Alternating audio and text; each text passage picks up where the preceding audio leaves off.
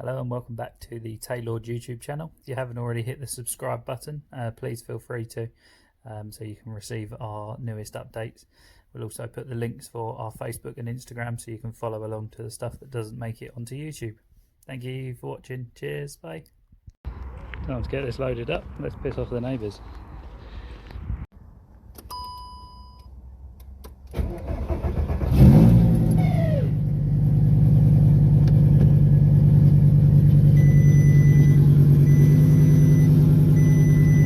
So we race our car within the VWDRC, which is the Volkswagen Drag Racing Club.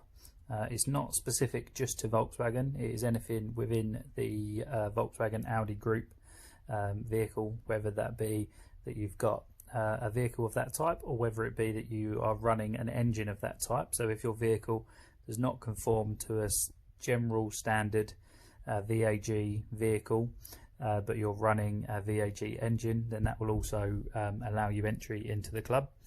So within the VWDRC you have two different types of drag racing.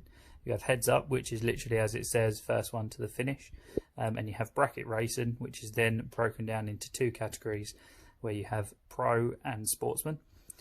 Now pro means that you are running a dial-in time of 12.99 seconds or faster. Therefore you have to have certain safety requirements, roll cage, window net, a few extra bits. Other than that, all the details can be found on the VWDRC website. So we race our car within the VW Sportsman range, which therefore means that you are running a dial-in time of 13 seconds or slower.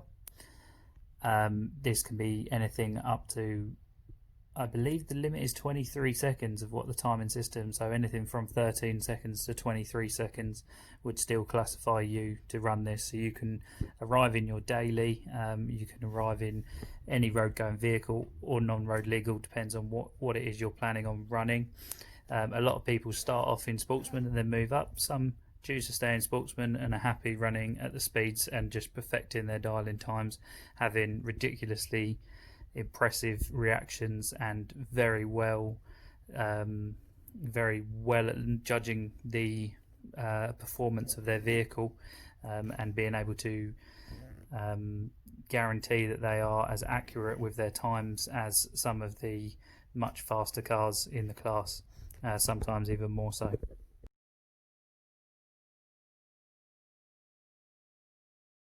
So how the dialing system works is on a basis that if you were in a car that runs 15 seconds against a car that runs 13 seconds, the car running 15 seconds would have its lights go through amber, amber, amber, green, and would leave, and then 2 seconds later after that has happened, the 13-second car would then have amber, amber, amber, green. So therefore, in theory, if you are exactly onto your dial-in time, you would cross the line at exactly the same time. Now, realistically, it doesn't always happen like that. So when we run in qualification, which occur on the Saturdays of race weekends, there is no delay on the lights. They are literally just the same as if you were in a heads-up race. They both go green at exactly the same time. Your reaction time does not take into effect. So if you end up getting a bit too eager and end up leaving with a red light where you've gone before the light has gone green, then it makes no difference. Your qualification run will still count and your time will still be valid. The idea is obviously to be as consistent as possible, and then to be able to judge where your car is. Unfortunately, with there being a day between when qualifications occur and when eliminations are, a lot of weather conditions, track temperature, things like that can play a massive effect, and have a massive effect on what your car results in doing. Something that we experienced this week, this weekend just gone. We were running a very consistent numbers on the Saturday. Didn't change a single thing on the car over the evening, and ran on the Sunday at first eliminations, and the car was mysteriously a lot quicker than we'd initially expected it to be. Now normally this is a good thing. We had to try and counteract that, and we shall show you in the videos that should follow soon what exactly has happened.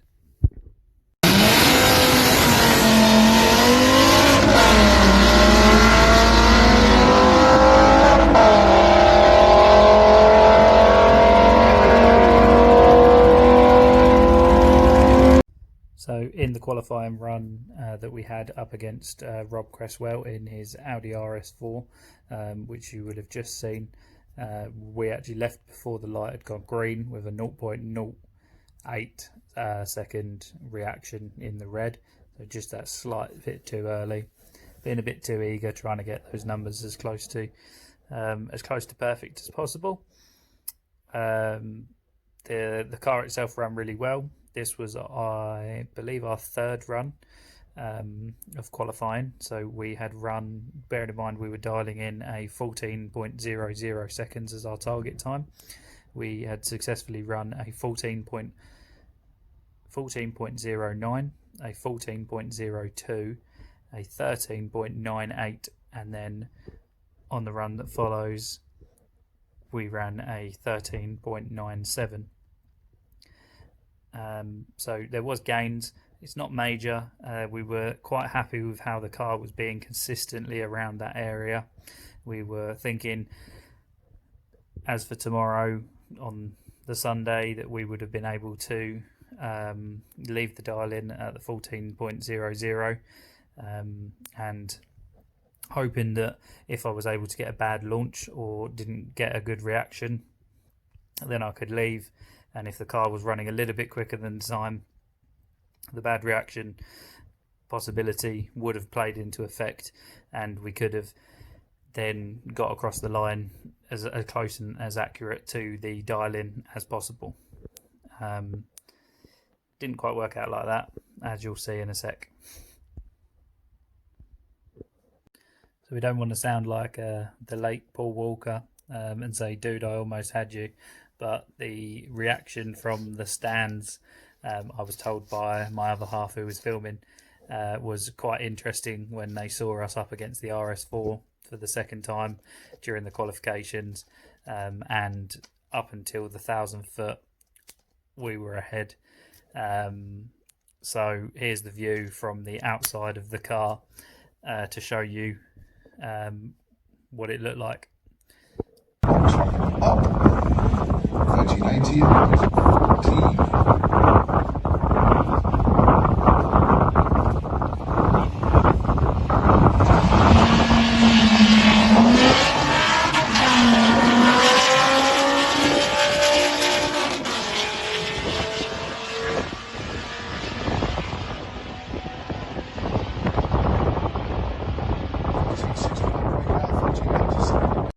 So we've installed our GoPro into the car at a couple different angles, just to try and get some footage, show you what it's like from being inside of the car, and now got one from the interior. I don't know if it's something we'll do on a regular, but it was just to try and get some more footage for the channel.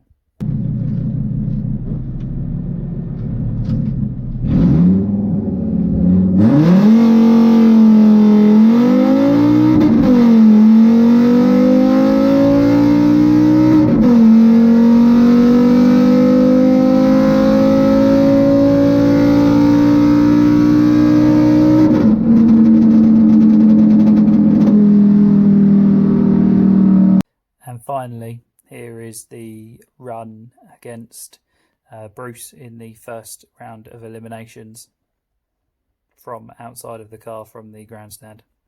The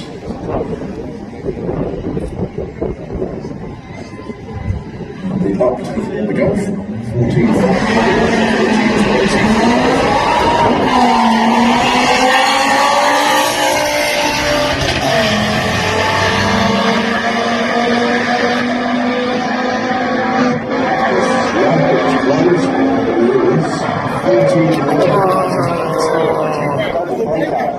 So unfortunately in that run it was actually a double breakout, so both of us surpassed our dial-in times and got faster times. So because of that, and because we both had very quick reactions, there really wasn't a lot in it. The overall race, there was 0.018 of a second of difference between both cars. It was always going to be a tight race anyway, bearing in mind our dial-ins had not much difference between them, only 0.2 of a second. So it was even tighter than we thought in that sense. When you take out the reaction times, the difference between our cars, I think they worked out to be in actual meterage of less than half a metre. So it is very, very close. It was a great race. It was a shame to be knocked out of Elimination's first round, but that is racing. That is what happens. In terms of it, it was a PB for us on the without nitrous, and we lifted at the 1,000 foot. What I'm going to do now is attach the video from inside of my car, from that run of the GoPro looking down the strip, and you can see as and when we lift, and that it's it doesn't really show you much, unfortunately, being that the Up was able to be ahead of Bruce. You don't actually get him into shot at any point, but it's something we're probably going to use that camera angle maybe more than we will the interior shot. Thank you very much for watching the video. If you've got any feedback, any bits you like, any bits you dislike, please leave us a comment. Just let us know what you prefer, what you don't like, and we can adapt and change bits around. Thank you. Cheers. Bye.